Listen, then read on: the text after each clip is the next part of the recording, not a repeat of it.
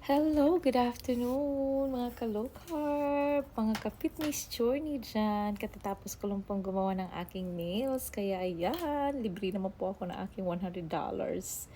Hindi na naman po nasayang at ayan. So, diba, okay naman. Okay. So, pag-usapan po natin, may nabasa po kasi ako na post ng isang ating Sisi Love na okay lang po mag-monitor po tayo ng ating weight while we are doing our fitness journey. Ano po?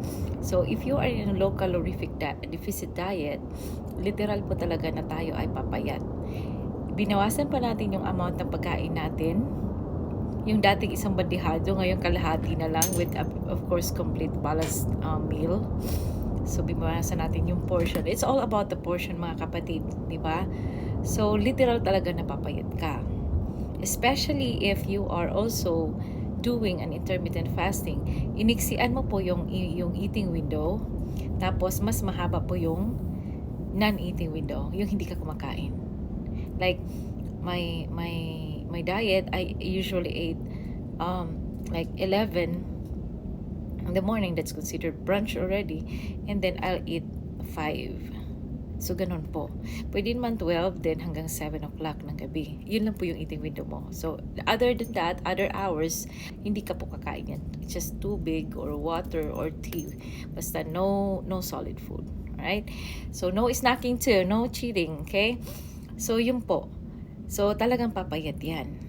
Kasi binawasan mo yung amount of portion mo, yung eating window mo. Literal po talaga napapayat yan. But don't worry, wag po tayo magmadali if we are in our fitness journey. Wag po tayo magmadali na, ay, kailangan yung timbang ko from 60 to agad. Kailangan ma-reach ko yung body mass index ko na ganito, 50 dapat kasi yung height ko ganun. Diba? So don't worry. Kailangan po natin din sabayan ng pag mag-low calorific deficit diet po tayo, kailangan din po natin sabayan ng pag-workout. So, kilos-kilos din po tayo. Bakit po? Kasi ayaw naman po natin na nag-lose nga po tayo ng weight pero sag naman po yung ating, so yung face natin, pag pumamay tayo, magsasag yan. So, kailangan hindi pwedeng maglaylay yung ating mga muscles. So, kailangan po na mag-low calorific deficit diet po tayo, sabayan din po natin ng pag-workout. And don't worry, baka sabihin nyo na, mag-workout naman ako, ba't ang bagal? Kasi, pag mag-workout ka, you are building body muscles. So, ang body muscles, mga kapatid, ay mga kasisilab, mga ka-low carber, kung ano pa matawagan natin dito, mga fitness journey. Ang muscle is mas mabigat kumpara sa fats. So, hindi natin nanonotice yan.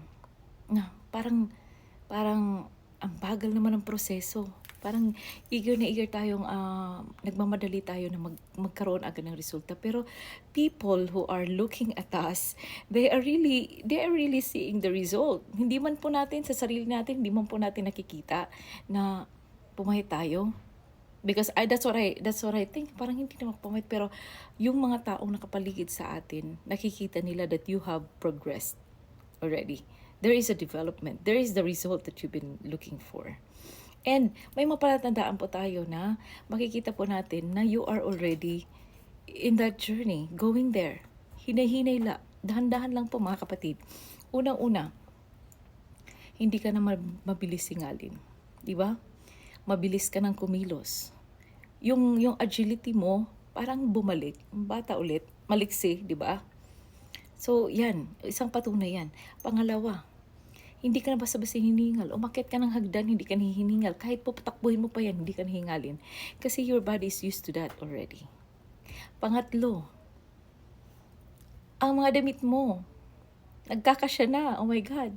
Sabi ko, itong damit na to, itong dress na to, parang umaano yung puson ko dati, yung tiyan ko dati, puro sikip na sikip ako, pero ngayon, ang luwag na. So, pangatlo, yan po yung isang patunay na you are losing weight. Pang-apat, lumiliit na po yung tiyan mo. Most specifically, yung visceral fat, which is a very good thing kasi that's additional points para sa ating health, right? Kasi hindi po maganda ang visceral fat kasi nagko-quote pala yan sa ating mga mga internal organs, di ba? Heart, liver. So kung mataba po tayo, malaki po ang ating tiyan, most likely, ang ating mga organs ay coated din ng mga visceral fats, which is matatanggal lang ang visceral fats through workout and low calorific deficit diet. Ayun po. So patuloy lang po tayo. I am happy to see people na like me, struggling, but still going there, still doing the things that they love to do in the fitness journey. So, patuloy lang po tayo kahit mahirap, mahina ang progress. You're going there. Alright? Okay, bye! Thank you for watching.